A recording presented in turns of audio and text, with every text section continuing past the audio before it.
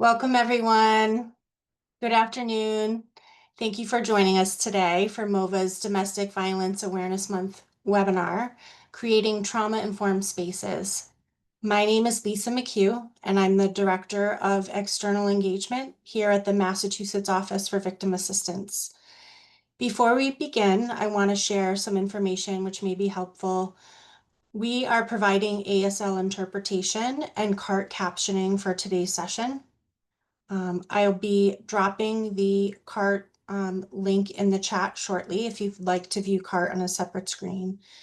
To view captions, click on Show Captions at the bottom of your Zoom screen. And if you're having any trouble seeing the ASL interpreters or captions, please feel free to message all panelists in the chat. We ask that you please use the Q&A function and not the chat to submit questions for the presenter, and I'll be monitoring that for you. And we also recognize that the content today may bring up difficult feelings. Please take care of yourself in whatever way you need. This is a webinar format, so attendees are not visible to the presenter or audience, and audio is not enabled for attendees. If you joined us today seeking information on accessing individual victim services or support, I'll drop an email in the chat. You can email MOVA's Victim Service team if you need anything. So it is my pleasure to introduce today's presenter, Sydney Carter from Reach Beyond Domestic Violence. Reach provides survivors of domestic violence with safety, shelter, and a path to healing. Their innovative, community-based approach promotes healthy relationships, fosters collaboration, and empowers community members to be agents of change. Today, Sydney will lead us through creating trauma-informed spaces, focusing on domestic violence, its root causes, its impact on survivors, and strategies for cultural humility and inclusive advocacy. And I'd like to turn it over to Sydney Carter. Thank you for being with us, Sydney. Yeah, thank you. Hi, folks. My name is Sydney Carter. I use she, her pronouns, and I'm the Prevention Education Program Supervisor at Reach Beyond Domestic Violence. I've been with Reach for last week was like my 3-year as an employee anniversary, which is always super fun. So I've been with Reach for 3 years and started doing prevention work back in my undergrad. I love prevention work, and I'm so excited to be in space with folks today. Before we get started, I know Lisa touched a little bit upon a content warning, but wanting to emphasize that here. Do what you need to take care of yourself. I know folks can't see each other, so turning the camera off is already off, so that works. But encouraging folks to have a snack, move your body, draw, fidget, practice deep breathing. And if any point you're like, you know what, not today, logging off is always an option.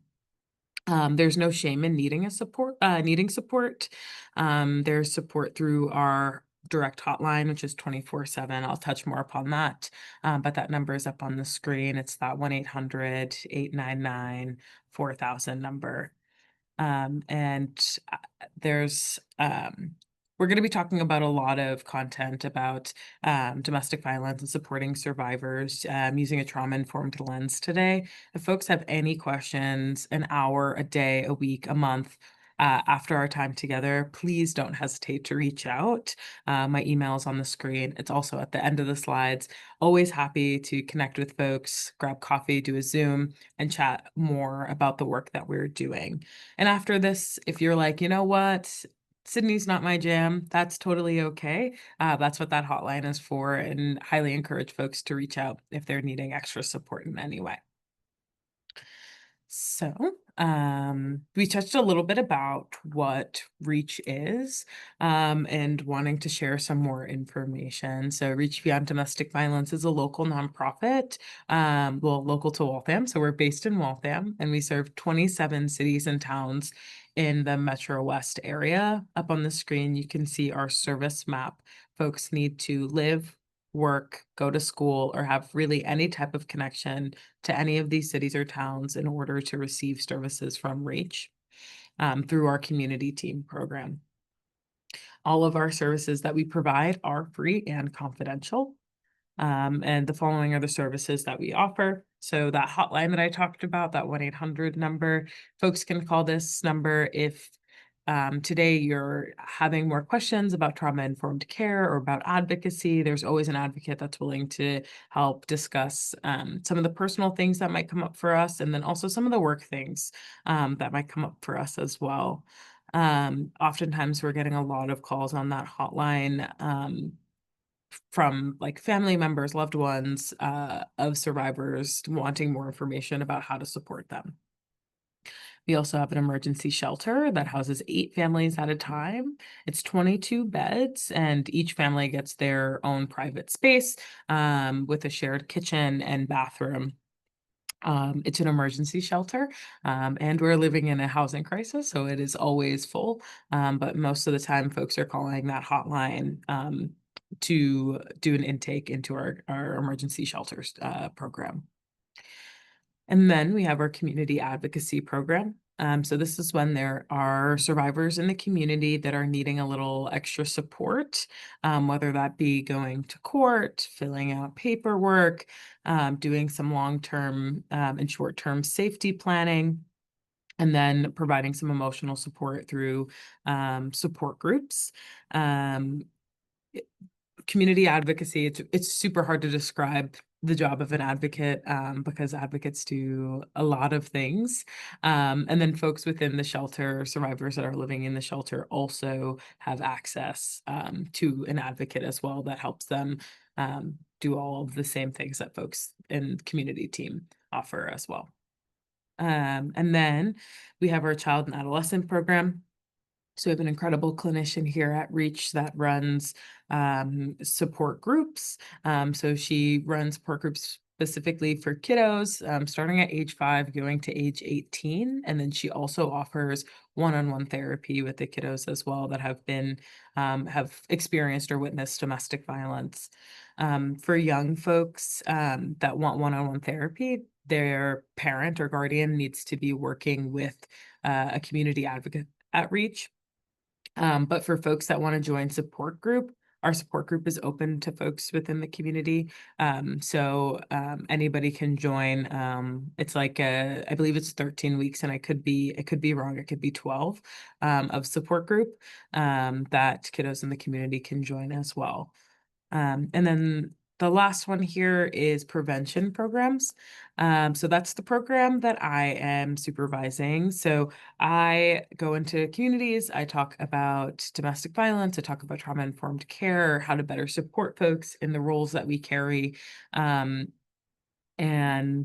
yeah, something about prevention that's really beautiful is we get to work to see the change that we want to see within our communities and in the world in general. And I know right now is a really hard time for folks to feel like change is possible. But I do like to say that as someone who has been, dedicated to this work for a little bit, I wouldn't be in this role or wouldn't be continuing this work if I didn't truly believe change is possible and that we were working towards something. Awesome. So, moving on to the content, more of the content piece here together. I wanted to, before getting started on trauma-informed care and what that looks like, is define what abuse is. So at Reach, we use the definition, a pattern of behaviors that one person uses to gain and maintain power and control over another person. There's some words that stick out to me as I read this back, right? The first one is that it's a pattern of behavior. So this is not, when we're talking about domestic violence, this is not a one-time assault. This is multiple different incidences happening over a period of time. The other piece here is that one person uses to gain and maintain power and control. So this is really answering that why. So why is someone engaging in these abusive behaviors? Whether that's a form of physical abuse, mental abuse, sexual abuse, financial abuse, right? the why behind it is to gain that power and control and ultimately isolate one person so they're not receiving the same support that they once would have. Also, in our definition, as we're looking at it, we don't see any indicators of identity. Right? We know through the work that we do that anybody can be someone who experiences domestic violence, and anybody could be someone who causes harm to somebody else, no matter their gender, their race, their spirituality or religious identities, no matter, all of those identities that we carry, there's no one that um, that can't experience domestic violence, right? All right. I'm gonna head into now talking more about that trauma-informed care piece, right? So now that we know what domestic violence is through this definition of abuse, it's really important that we understand that everyone deserves the support that they need, right? Oftentimes, like I can share about myself. When I first started doing this work, I was definitely someone who likes to fix everything. If there was a problem, I was there, I was going to fix it. Nobody else could tell me otherwise. And I had this friend that had recently lost a job. She was telling me about it and she was really upset and she was really worried about, paying for bills and making sure everything was going to happen on time and putting food on the table and things like that. And she had asked me to come over later that day. And so before I went over, I looked online and I know her educational background and her experience level, and I found a bunch of job postings that fit her qualifications and what I thought she wanted to do. So I printed them out. When I came over, I was like, this is great. This is what I found. Here you go. Let's take a look. And she kind of just looked at me like, what are you doing? Like, this is not, you know, this is not what I was looking for. And it really took me like back a little bit because I was like, well, my intentions are really good and I really want to support you, and this is how I know how to support you. She was like, no, I just needed you to listen. Right. So sometimes when we're working with survivors, we might, in the same way, feel like we know, what is safest and what folks should be working on. But as we go through today, we'll learn, it's really important for us to follow the lead of the folks that we are supporting, even when to us, right? I'm hearing from my friend that putting food on the table, paying bills are like number one priority, but she needed a moment to process. Right. And so I came in hot and heavy with this, like, let's do this plan. And it wasn't going to work at all for her. And she was actually more upset that I came with all of the things than if I came with nothing at all. Right. So there's some frameworks and philosophies that we use at Reach to help us better support survivors. The first one here is survivors are the expert of their own lives. Just like I'm the expert of my life and you're the expert of your life, survivors know what's best for them. Oftentimes, when we're working with survivors, we're seeing folks choose that security over safety, which is, really hard for folks that are providing that support, right? Um, when there are survivors in relationships that are harmful, sometimes we might be like, well, maybe the best bet for them is to leave the relationship now. But as we know, with working with folks that are experiencing harm, there's a lot of things that are going on in the background, right?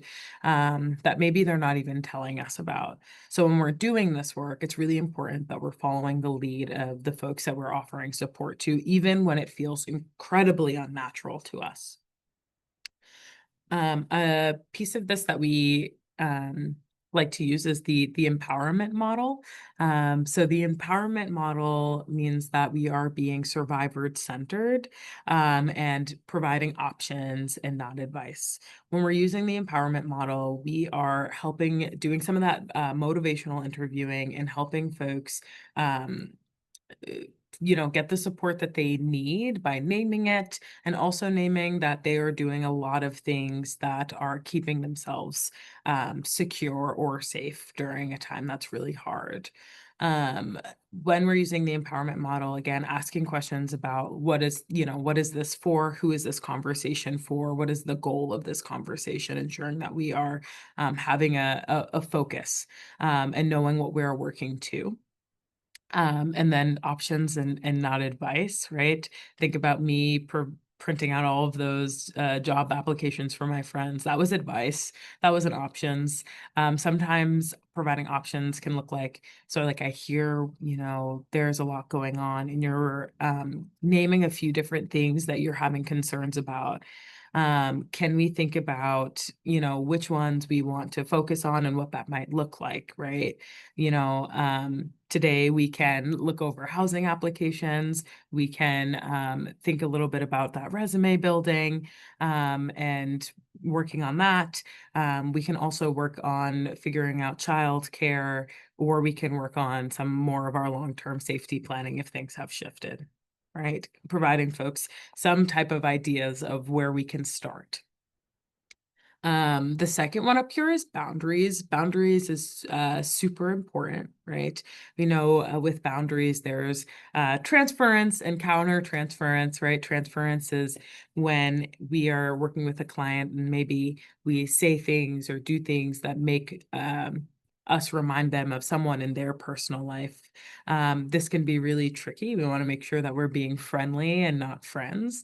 There's been many times that I've worked with survivors and they've said to me, you know what, Sydney, like you just remind me so much like of my daughter. Like, I'm, so glad that we're getting to work together.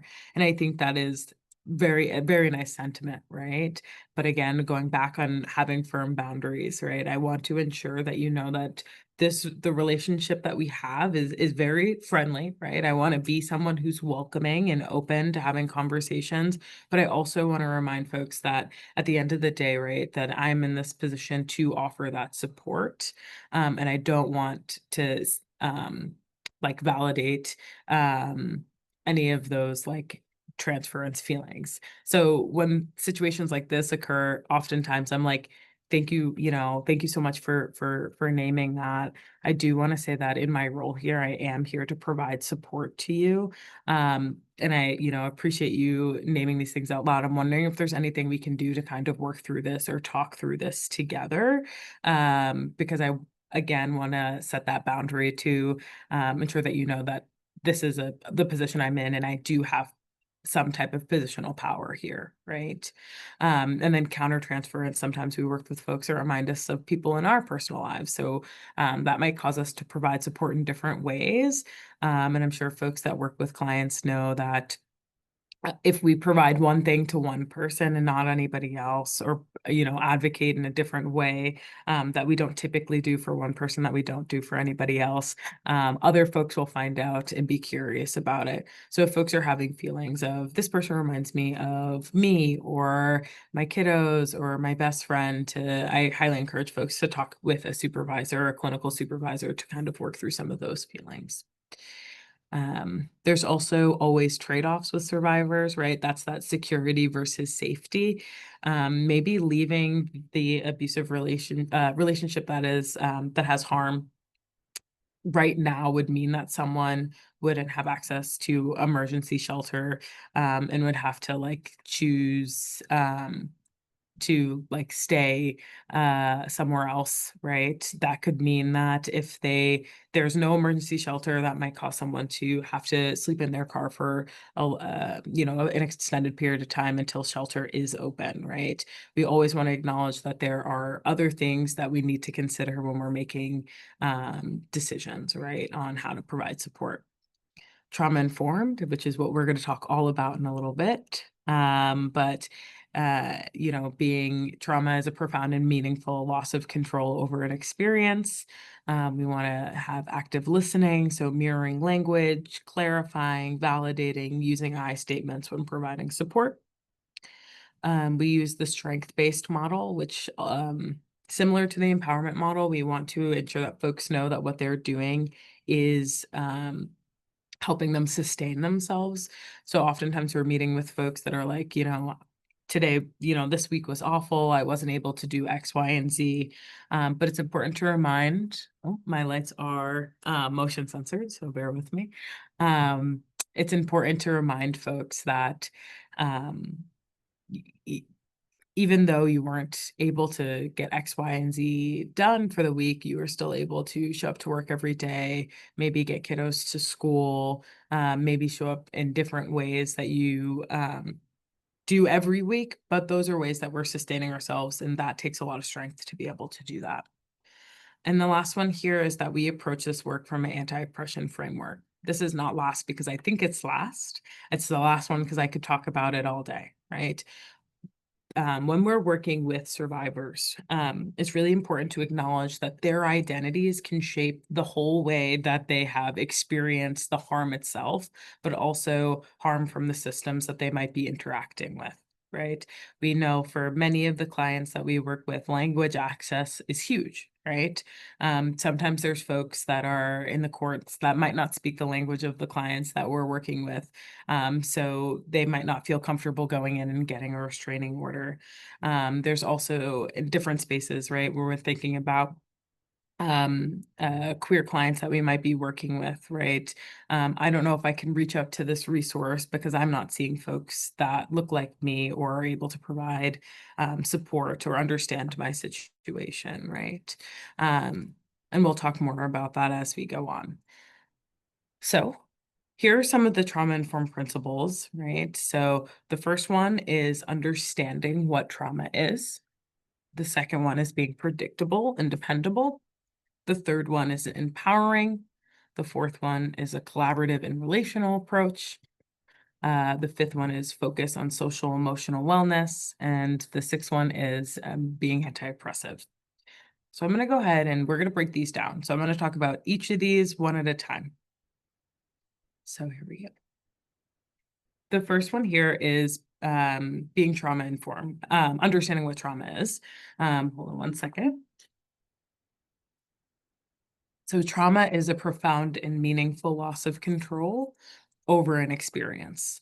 So this is profound and meaningful to the individual that has had this experience, right? Sometimes we're working with folks in support group, and one person is explaining something that had happened to them, and another person is like, well, that's just like not a big deal, right?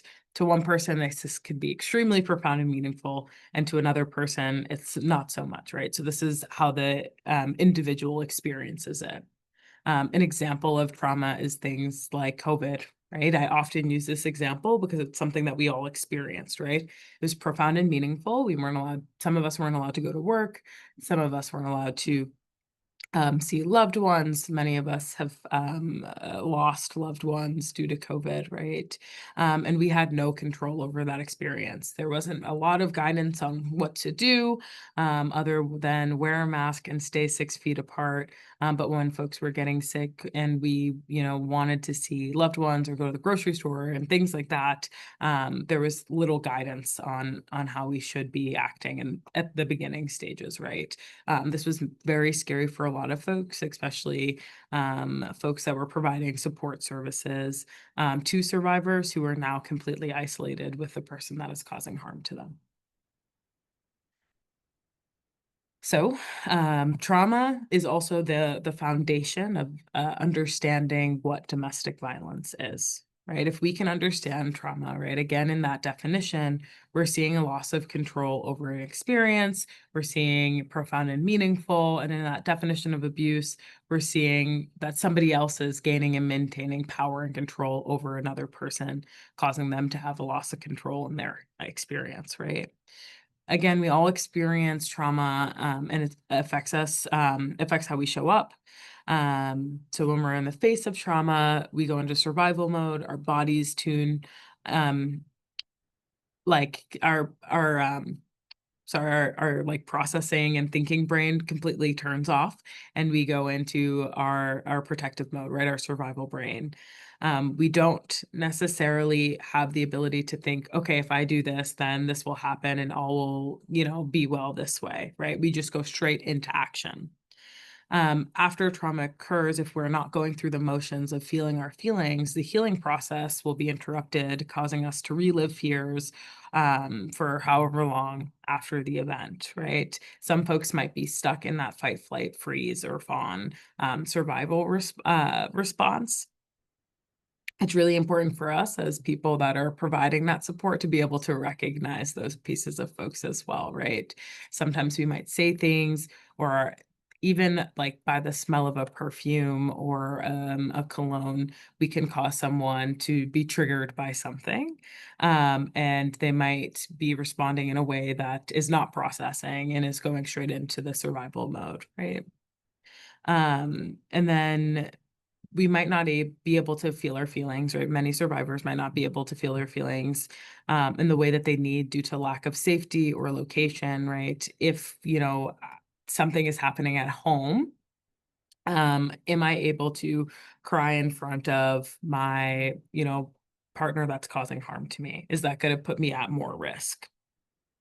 So trauma impacts us in so many different ways, and it especially influences how we show up, whether that's to work or to advocacy meetings as well.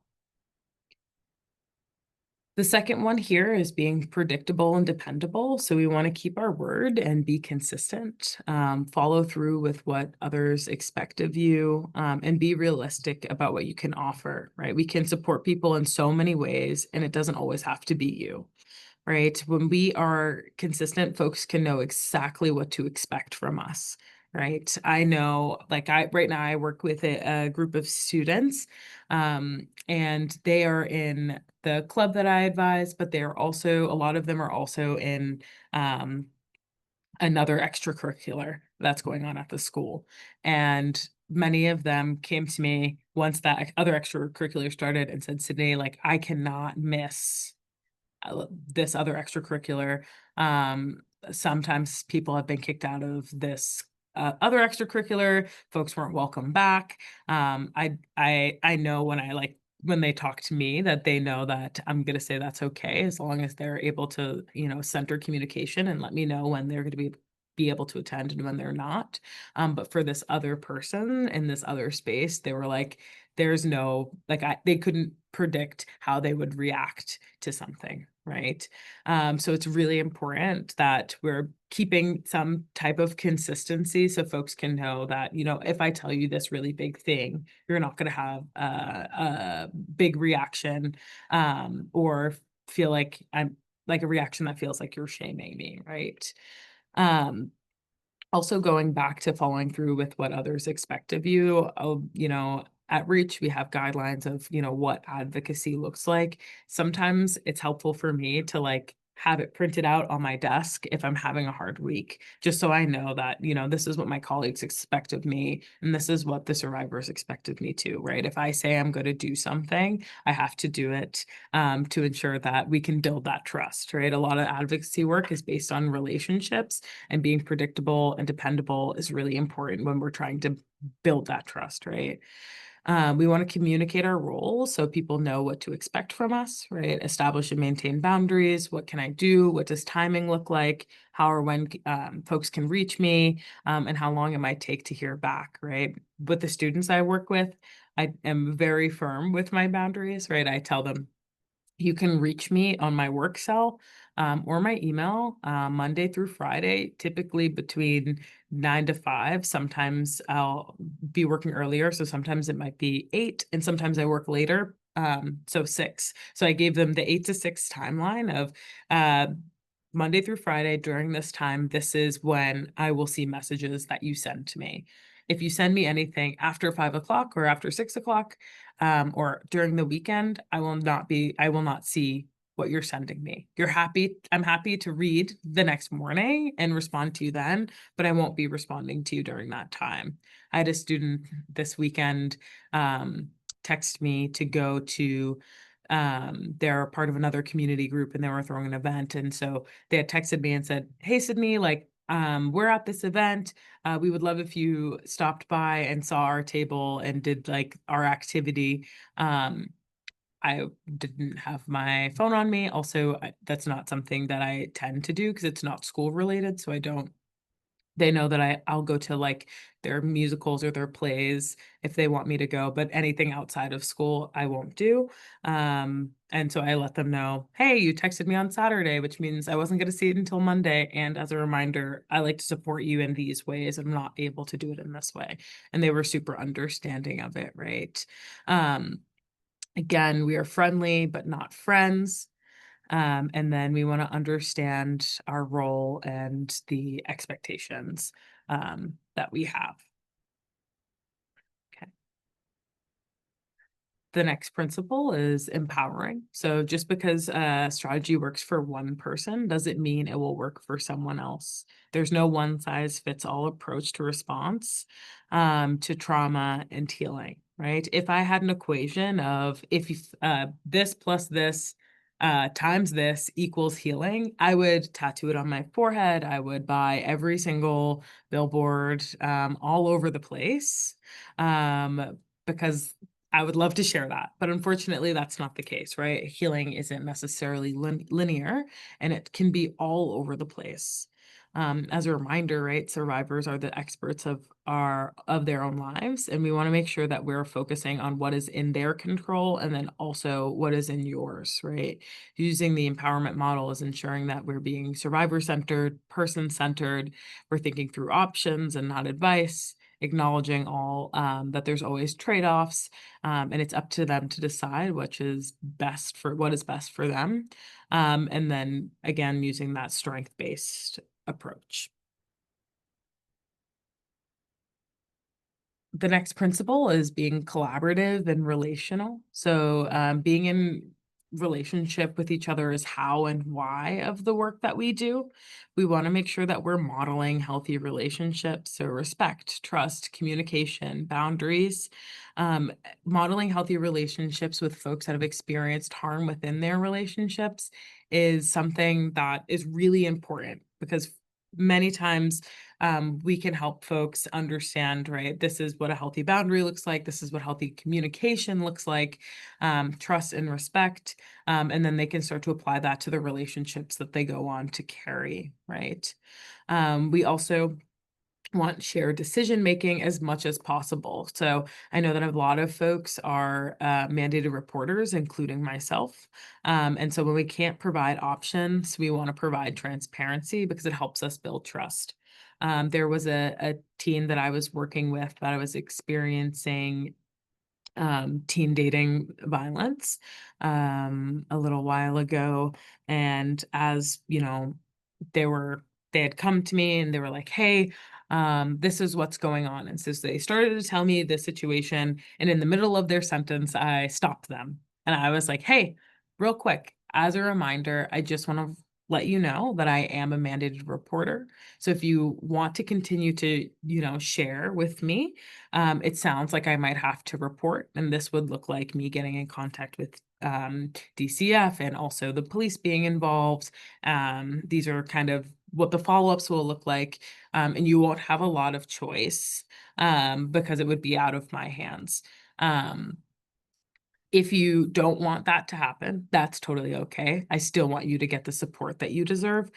So I'm wondering if that's not something that you'd be interested in, the path you'd be interested in going down, if maybe we could brainstorm some other folks that you can receive support from, right? It was a situation that was really tricky and it's really hard, and it goes back to it doesn't always have to be us because of the roles that we carry. 9 times out of 10, folks are sharing with us because they want something to happen, right?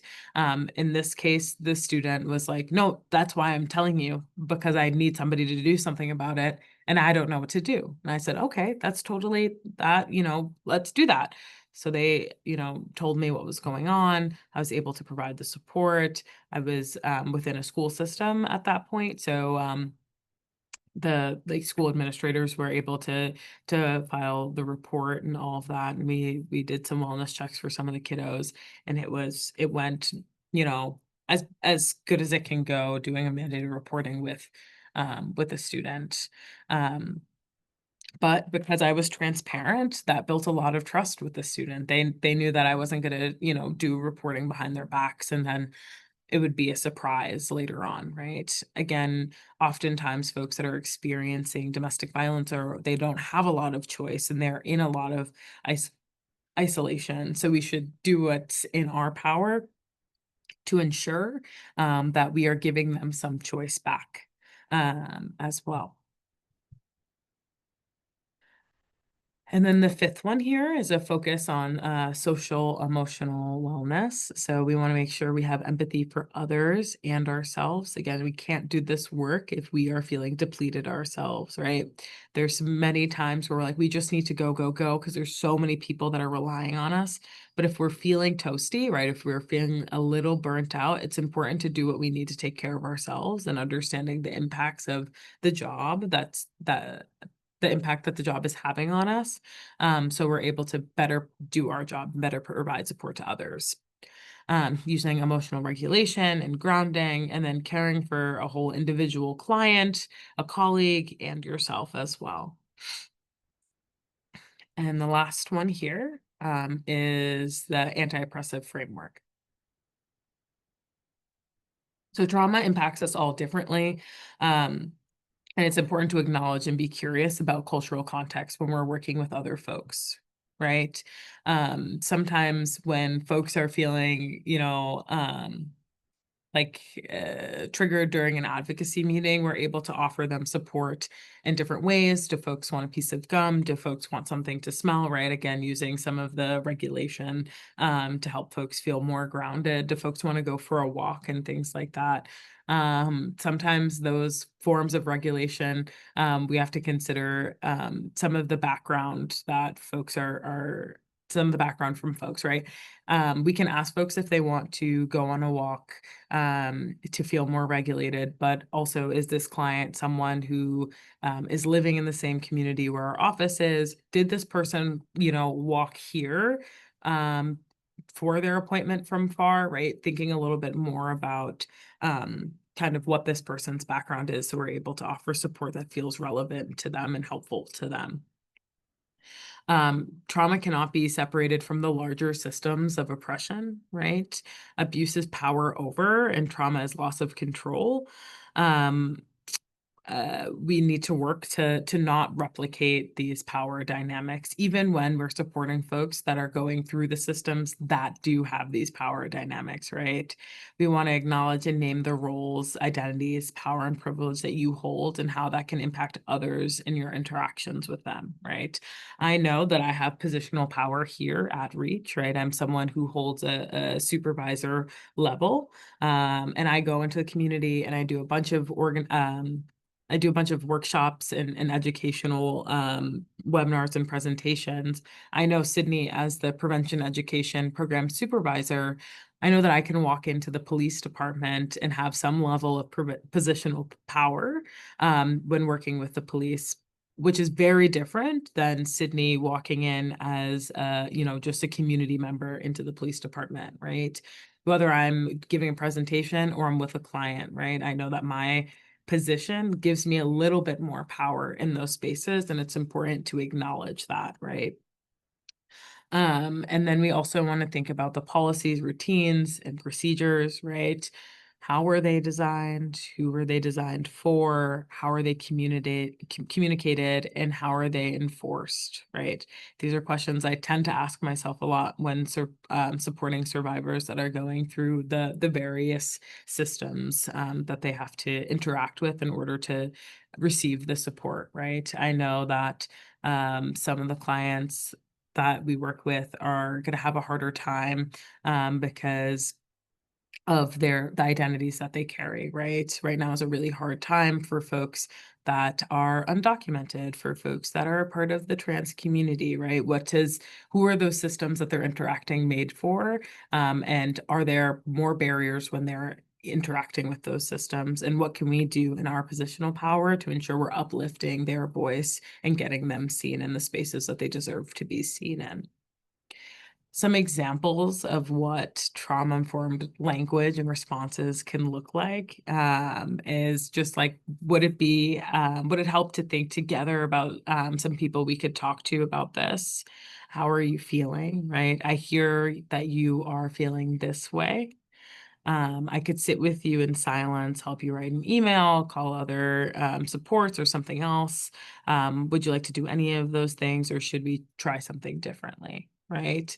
Um, Oftentimes, when I'm talking about doing trauma informed work, folks are like, I don't even know where to start. Um, and again, it can feel that way. And also, I know there's so many folks in this space and in all of the spaces that are doing this trauma informed work every single day, right? Some of the things that we can think about when we're thinking about creating a trauma informed environment is, what does our space look like, right? Do we have anything on the walls that or our desks that could um cause someone to be triggered, right? Something about Reach is that we're able to, add pictures of our family or whatever in our office as long as we're comfortable with it. We're allowed to express our religion in ways that we are comfortable with. And sometimes there's folks that we're working with that might have religious trauma. So I wouldn't necessarily put like on my desk facing other folks some of those sentimental things to me, but maybe I would have them facing me or in a drawer or like behind one of my like computer monitors. So when I'm meeting with folks, they don't have to necessarily see those things, but I can. Right. When we recently, not so recent, but over a year ago, we hired our director of program management. And when he started, one of the things he talked about was, in my old job, I used to wear a specific cologne. And when folks came into the office, oftentimes folks were, feeling triggered by the scent of this cologne. And so what he did was he decided not to wear that in the workspace anymore, right? To kind of help folks feel more safe is a really strong word, but more brave in the space that they were coming into to receive support. Sometimes it can look like folks wanting to, not meet necessarily with the door shut, right? I often ask in every meeting I go into, even when I go into like my supervision with my supervisor, I always catch myself asking, right, is it okay if I shut the door, or would you feel more comfortable with the door open? Right? Doing things that allow folks to have choice and make them feel like they have control over the situation, right, over this meeting that we are having. So they um, can like feel like, right, so they can feel like they have control and choice. What's really important is connection. Right. So we're all in this together, right? For survivors, different domestic violence agencies may have a different approach that will fit your specific needs, right? At Reach, we work with all folks, no matter what the identities that they carry. But there are really great programs like the Network Red that works with folks that are specifically in the queer community, and folks like Asian Task Force that work specifically with folks that are from the Asian part of the world, right? Um, there are so many different culturally specific programs like MAPS that works with folks that are Portuguese, right, speakers. It's really important that we're, acknowledging that there are these other programs that have these different approaches, and there are approaches that might be better for the folks that you're working with. So if you're working with someone and you're wanting to refer them to a program, there's many different culturally specific programs that you can refer them to. And then for providers, right, this work is extremely challenging, but working together, collaborating, supporting each other, we will achieve a common goal to end domestic violence, right? There's a lot of reasons that, again, I show up to this job every single day. And it's because I truly believe that change is possible and that we can cause positive change in the world if we continue to show up for each other. But showing up for each other and collaborating and being in community is really important, but can be really tiring and cause a lot of burnout. Something about me is I'm someone who likes to hear this quote a lot, right? In case of a change in cabin pressure, be sure to place the resulting oxygen mask over your own face before assisting anyone else, even your own children, right? This feels really like a harsh question or a harsh statement, right? Why do we do this, right? Because taking care of others is taking care of ourselves, right? Or taking care of ourselves is taking care of others, rather, right? We want to give ourselves the same grace that we give clients, friends, and family, right? There's many times where I'll have a slip up. Um, and after a client leaves, I'm like, oh, I should have asked them this question. I can't believe I didn't ask them that. And I get really upset with myself. And I talk to a colleague here, and they're like, no, that's totally okay. Just write it down and ask them at the next meeting that you have. But I have a lot. I'm my like biggest critic, right? If a colleague came up to me and said, oh man, I can't believe I didn't ask this question or I didn't do this thing, I would say, it's okay, right? We can work on this, work through this. We're all human. We can, again, give the same advice back, right? Could we ask this person, or options back rather? Could we ask this person the next time we meet? Could you give them a phone call? Could you text them? Um, and oftentimes, right, it's no big deal if other people do it, but a really big deal if we make a mistake ourselves. We want to acknowledge and address our own overwhelm, right? If we are feeling burnt out, it's really important to sit in that and acknowledge that, right? Instead of continually trying to push it. And that can feel really hard right now because of the lack of support for many folks. Oftentimes we might feel like the only one, right? So we want to address when we're feeling overwhelmed and figuring out if there's any strategies, practices, policies that can promote self-care.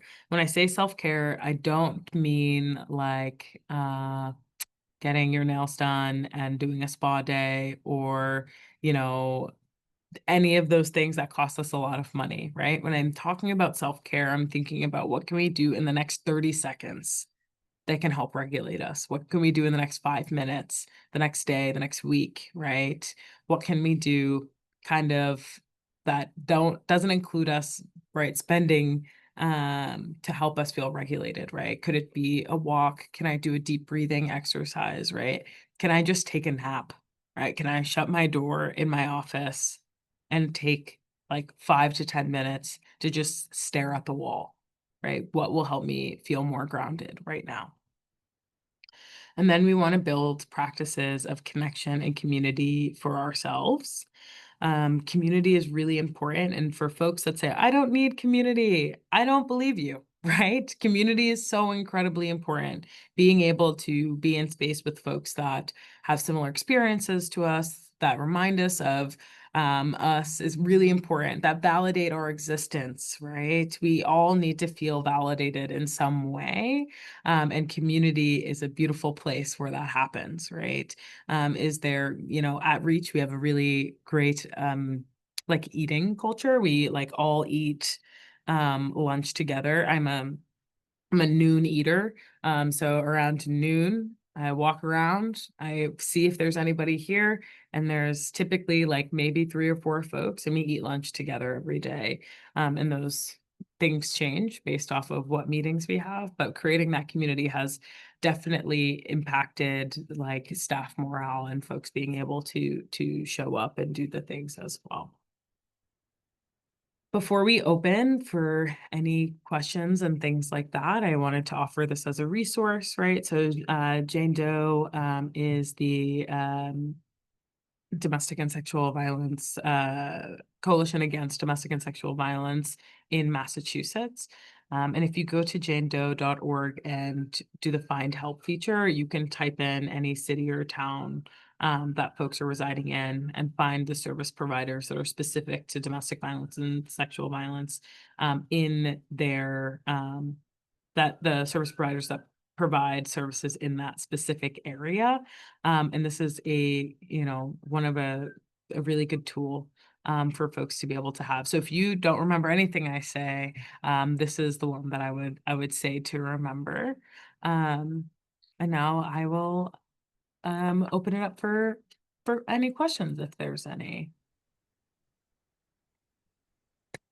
Thank you, Sydney, for such a trauma-informed and impactful presentation. Thank you to our ASL interpreters and card provider for supporting accessibility today as well. I'm just looking at the question and answer chat, and I don't see any questions, but we'll give it a minute in the event that people have questions before you go. Yeah. I'll go to the screen here.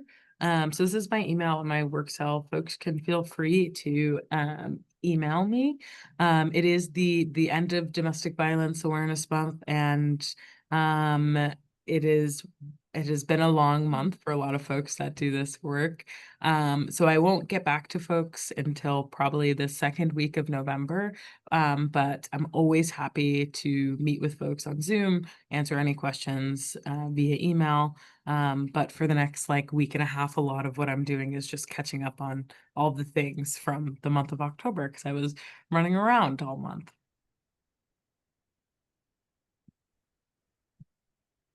Still no questions. I'm just gonna drop in the chat some downloadable resources from MOVA as well, in the event that people are looking for brochures on victim rights and safety planning.